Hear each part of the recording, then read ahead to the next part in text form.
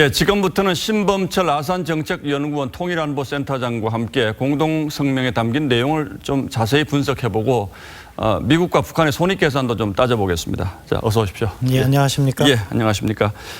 오늘 회담이 뭐 첫 발을 내디딘 것만으로 의미 있다 이런 평가도 있고 또 소문난 잔치에 먹을 것 없다라는 말처럼 실질적으로 어떤 뭐 구체적인 결과가 없는 것은 좀 아쉽다라는 분석도 지적도 있는데 먼저 좀 총평을 좀 들어봐야 될 것 같은데. 예, 뭐 총평으로는 세 가지를 말씀드리고 싶습니다. 먼저 말씀하신 것처럼 뭐 미국이 적대적인 관계인데 정상회담을 통해서 신뢰 구축 과정으로 간다는 것은 좀 긍정적인 측면은 있다. 그렇지만 이번에 공동선언, 공동합의문은 너무도 잘못됐다. 이건 소문난 잔치에 먹을 것이 없는 것이 아니라 소문난 잔치에 상한 음식이 나왔다고 생각합니다. 비핵화 부분에서 과거보다 오히려 퇴보한 그런 합의를 했고 2000년 10월에 맺어진 조미 북미 공동 커뮤니케 거기에도 이번에 내항이 다 들어있습니다. 그것의 재탕일 뿐이다. 그래서 너무 아쉽고요. 그리고 세 번째는 트럼프 대통령의 동맹관이 상당히 우려스럽습니다. 그러니까 연합군사훈련을 북한에 아무런 비핵화 조치 없이 중단한다는 이야기를 하고 그 이유를 또 비용을 관련해서 문제를 제기한다는 것은 앞으로 이런 동맹에 대한 인식이 미국에서 고착화될까 우려스러운 점이 큽니다. 한반도 비핵화를 위해서 노력한다 이제 이런 표현 나오지 않습니까? 그런데 이 부분은 뭐 사실 여러 형태의 선언이라든지 협상에서 많이 나왔던 표현인 거죠. 새로운 표현이라고 볼 수는 없는 거죠. 그렇습니다. 이미 뭐 여러 번 반복돼서 새로운 설명이 필요 없고요.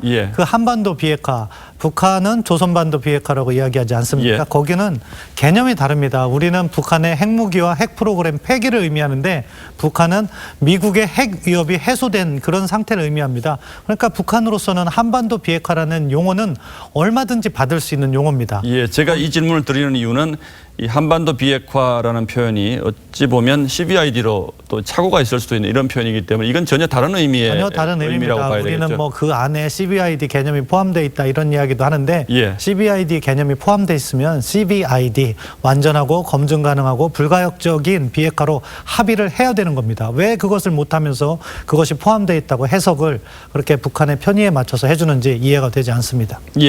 지금 어제 오후에 폼페이오 장관 기자회견을 봐도 CBID가 최종적인 가장 중요한 의제다 이렇게 표현을 했는데 오늘 트럼프 대통령의 평가를 보면 애당초 CBID는 주요 의제가 아니었다 이렇게 말을 하거든요. 이건 뭐 협상이 잘 안 됐으니까 합리화라고 봐야 될까요? 예, 뭐 그렇게 자기 합리화라고 생각합니다. 그간 누차로 CBID는 어떻게 보면 이번 미북 정상회담의 기본이다 이렇게 강조를 해왔는데 결정적인 순간에서 아마 북한이 끝내 합의를 해주지 않으니까 소위 말해서 전략적 결단을 내려주지 않은 거죠. 미국으로서는 정상회담을 개최했는데 그것이 실패로 돌아가는 것보다는 다음 기회로 미루는 거죠. 그래서 폼페이오 국무장관의 후속 회의를 이렇게 합의문에 넣었다고 생각하는데 어떻게 보면 협상이 제일 안 되고 있을 때 가장 쉽게 택한 방법이 다음 협상을 만드는 건데 그러한 접근이 아닐까 우려스럽습니다. 결과적으로 보면 북한은 그렇게 해주지 않기로 이미 결정을 내리고 싱가포르에 왔고 미국은 어젯밤 늦게까지 기대를 가졌고 뭐 그런데 결국은 되지 않았다 이제 이렇게 볼 수밖에 없는 상황 같은데 자 오늘 공동성명에 보면 느닷없이 판문점 선언을 재차 확인한다 이런 표현이 나오거든요. 이거는 어떤 의미로 읽어야 할까요? 기본적으로 판문점 선언은 김정은 위원장이 합의를 한 문서고 또한 한미동맹 차원에서도 트럼프 대통령도 한국도 합의한 내용이기 때문에 미국으로서도 부담 없이 받을 수 있는 내용이 될 것입니다. 그런 차원에서 어떻게 보면 불완전한 합의를 이렇게 넘어가는 그런 수단으로서 판문점 합의를 갖다가 다시 인용하면서 완전한 비핵화라는 용어를 사용한 것으로 생각합니다. 자, 그런데 미국이 오늘은 뭐 이 공동성명에는 CBID라는 표현을 넣지 못했지만 미국 내에서도 이 문제에 대해서는 비판적인 여론들이 상당히 이제 빠르게 조성이 될 가능성이 높고 또 트럼프 대통령이 앞으로 뭐 폼페이오 장관이 이제 곧 다음 주 이러면 다음 주에 회담을 다시 시작을 한다고 하는데 이런 여론의 압력 때문이라도 이 북한 핵 폐기에 관한 얘기를 지속적으로 하지 않을 수밖에 없을 것 같은데 어떻게 보세요? 이 얘기가 바로 나올 수 있을까요? 오늘 전혀 언급되지 않은 걸 보면 쉽지 않을 것 같다 이런 생각도 좀 드는데요. 어떻게 보십니까? 뭐 트럼프 행정부는 계속해서 그 부분을 해결하기 위해서 노력을 할 겁니다. 후속 회담을 갖자고 제안을 하고 그런 식으로 어떻게 보면 노력을 하겠죠. 그런데 중요한 부분이 있습니다. 무엇이냐? 예. 지금이 트럼프 행정부가 가장 강할 때입니다. 가장 강할 때 이러한 협상을 했는데 시간이 흐르면 트럼프 대통령은 임기가 줄어들고 예. 북한에 대한 제재는 어떻게 보면 구멍이 술술 생기는 그런 과정이죠. 그렇기 때문에 앞으로 미국의 협상력은 점점 더 약해질 수밖에 없다. 그러한 과정에서 과연 북한의 비핵화를 견인할 수 있을지 우려되는 부분이 있고 그렇기 때문에 우리 정부라도 먼저 나서서 비핵화 부분은 철저히 이행해야 된다는 그러한 협력을 추진해야 된다고 생각합니다.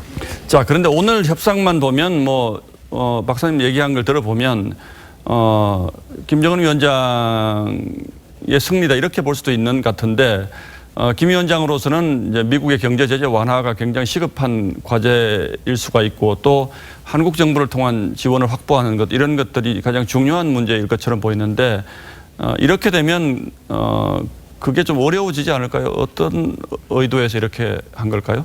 예, 그렇습니다. 아무튼 아직도 북한이 제재로부터 자유로운 것은 아닙니다. 예. 제재 이행을 중국이 얼마나 해줄 것인가 그 부분이 관건이라고 생각하는데 현재 흐름을 봐서는 그래도 과거 안보리 결의 2397호가 채택된 작년 12월에 비해서는 예. 제재 이행이 약간 완화되고 있는 과정인 거죠. 그렇기 때문에 이 문제를 풀기 위해서는 우리가 미국과 중국과 공조를 하면서 필요한 제재는 철저히 지키고 북한을 비핵화 대우로 이끄는 노력을 하지 않으면 안 된다. 이 상태로 시간이 흘러서 어느 순간 내년 중반으로 넘어가게 된다면 트럼프 행정부는 선거가 1년밖에 남지 않기 예. 때문에 힘을 제대로 쓸 수 없고 그러면은 우리가 정말로 북한의 핵 위협 아래에 놓일 수 있는 북한의 핵 있는 평화 전략의 희생양이 될 수 있다. 이런 문제의식이 필요하다고 생각합니다. 지금 오늘 트럼프 대통령이 김정은 위원장을 백악관으로 초대를 했고 또 본인도 언제든 평양에 갈 수 있다 이런 표현을 하는데 실제로 상당히 단기간 안에 2차, 3차 정상회담을 염두에 두고 이런 얘기를 한 걸로 보십니까? 아니면 단순한 수사로 보십니까? 트럼프 대통령이 지금 그 이야기를 한 것은 단기간에 그렇게 교차 방문을 함으로써 비핵화를 달성하겠다는 의지를 피력한 거라고 생각합니다. 예. 물론 이러한 방식으로 해서 교차 방문이 이루어지고 완전하고 검증 가능하고 불가역적인 비핵화가 이루어진다면 그것은 우리가 더할 나위 없이 환영을 해야 될 일입니다. 예. 다만 그 가능성이 점점 더 낮아진다는 그 위기의식 속에서 보다 어떻게 보면 견고한 노력을 해나가야 된다. 그렇게 생각합니다. 예. 오늘 회담을 보면서 청와대는 대단히 회담 결과를 긍정적으로 평가를 했습니다만은 각오를 좀 더 단단히 해야 하는 이런 계기가 돼야 할 것 같다 이런 생각도 드는군요. 예, 신범철 박사님 얘기 잘 들었습니다. 고맙습니다. 네.